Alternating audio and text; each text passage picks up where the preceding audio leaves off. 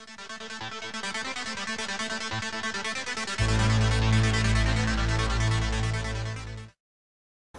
Matt the Warlock Ver Halen, two-time world cage fighting champion. He's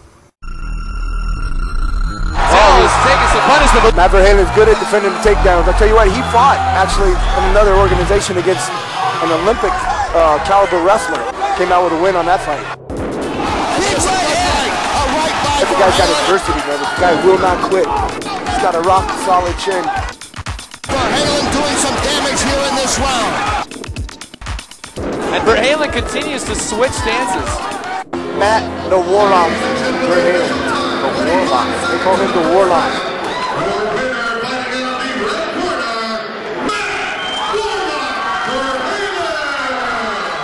I'm here with Matt the Warlock Ver Halen, two-time former Rage in the Cage and WFC Bantamweight champion.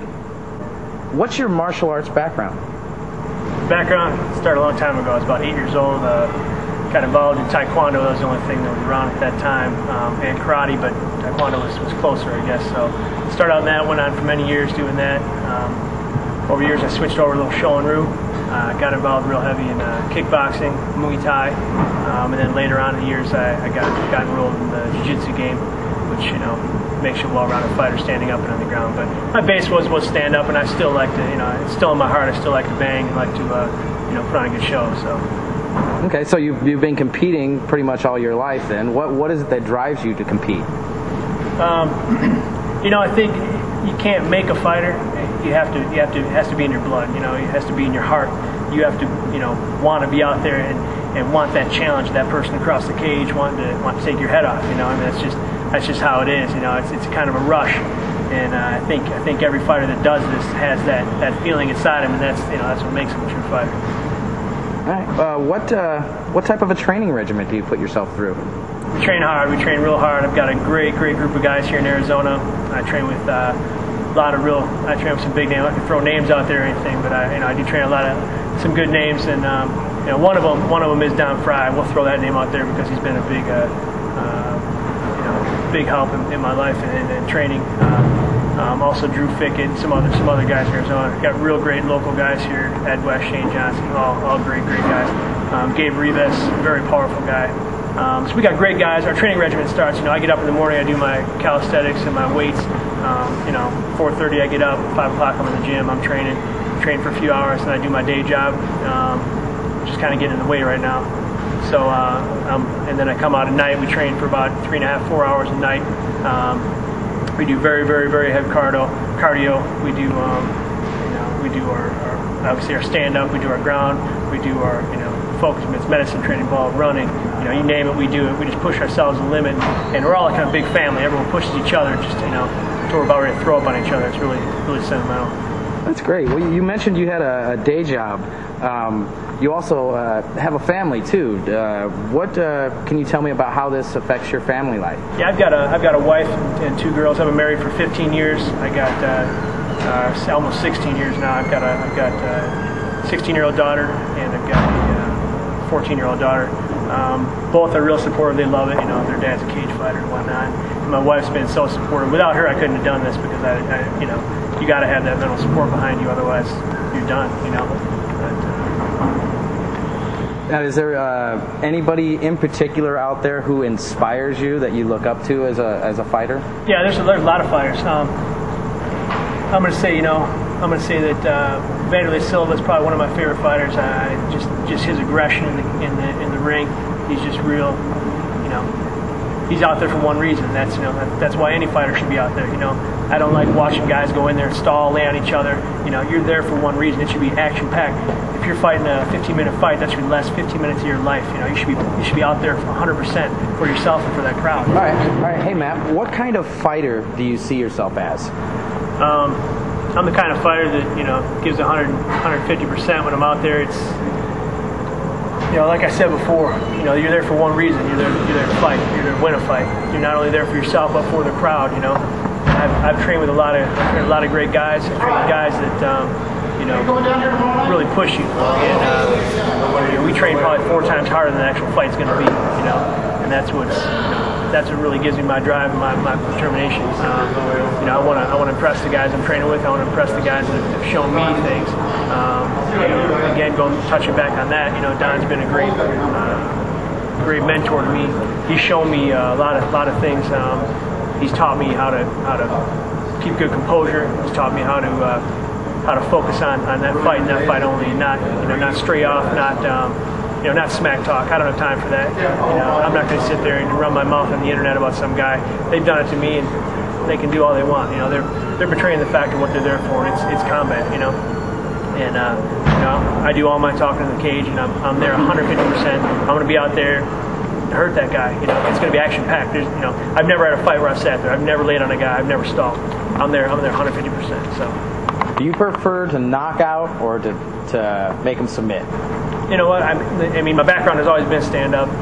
You know, before the last few years, but I'm going to say that I like to strike. I love to strike. You know, I love the knockout. You know, there's something about that fist just connected on that jaw. You know, but you know, I mean, if it goes to the ground, I'm comfortable on the ground now. You know, I couldn't say that. You know, maybe 8-10 years ago, I couldn't say that. Now I'm comfortable on the ground. You know, if it goes to the ground, it goes to the ground. You know, and I'll work from there. Will I try and keep it standing? Could be. Depends on the fighter. Because of my aggressive style and the show that I come to put on, you know, I'm not all about flash. I'm not all about, you know, doing wild kicks, crazy stuff. But I do stuff what's comfortable for me. With a Taekwondo background, spinning back to it, spinning this, spinning that. I do that because it's comfortable for me, not because I'm trying to show off. But on the other hand, I'm trying to put a show on as well, you know, and I do that because of that. You know, over half of my fights have been main event fights, you know, for the shows that I fought for. Because I do put on a good show, you know, and that's what it's all about. When man goes in the fight, it's going to be a fight. And it's not going to be a boring minute, you know. He's in a great shape, he's got great technique, and when the bell rings, he goes from bell to bell.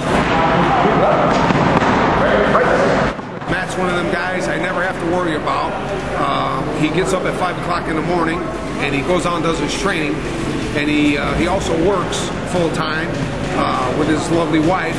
And so that takes up a lot of his time. He has 2 teenage daughters, so if he can't make a training session, I know that in the morning he got his training out of the way. But when we do train, it's 100% from start to finish.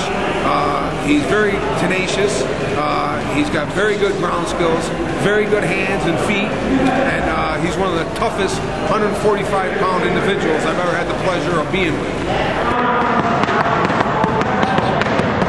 I've known Matt for a while. He's a very, very tough fighter. He's one of them guys that you know, just goes and goes, keeps a good fight.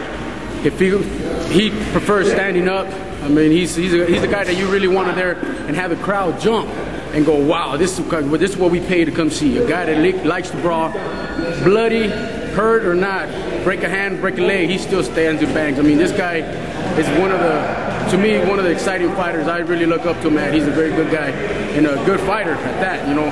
Crowd pleaser. You want somebody to bang and somebody to stand up and give you a crowd pleaser, this is the guy to talk to. So, you know, look forward to see this guy fight. He's very exciting. Warlock, he's a good buddy of mine. We've been training together for I think about 2 years now. We had a fight on the same night, and we both came out of it with each other's numbers, and we kind of been training around Tucson, small town. So good thing I got a hold of him, and good. What can I say? Dude's tough as nails. He's got great hands. He's aggressive. And you know, whether he wins or he loses, the other guy always gets more fucked up no matter what. You know, so that's something we like to brag about. We're working a lot on his ground game. He just won a fight by ground and pound, and we're working a lot on his submission skills. But Matt's top line. Be ready. Well, pound for pound, he's a much better man than I am, and even taking that into consideration, he's quite a tough grappler on the ground. His strikes are good. He's got a lot of heart, and he desperately, you know, wants to win, and he'll win any way he can. I met Matt about 6 months ago, and he showed me a lot of heart in those 6 months. I mean, he's one of our guys that keeps pushing, and I want him to step up and be a leader, and hopefully that's what he'll do. And I stress to these guys conditioning, and he's one of the guys with the best conditioning we have. His fighting techniques He has good stand-up. He has good ground. We need to pick that up though a little to a better level. He's coming around, and I think he's definitely going to be somebody you need to look for. The guy's got his diversity, man. The guy will not quit. He's got a rocky, solid chin. And Ver Halen continues to switch stances. Ver Halen doing some damage here in this round. Yeah, Matt the Warlock Ver Halen. The Warlock. They call him the Warlock. Came out with a win on that fight. The end result of all this hard work and training and devotion and time away from your family and friends is that fight. That final fight is the big thing someday. And I'm there to work for it. I'm there to get it done. What do you think of that?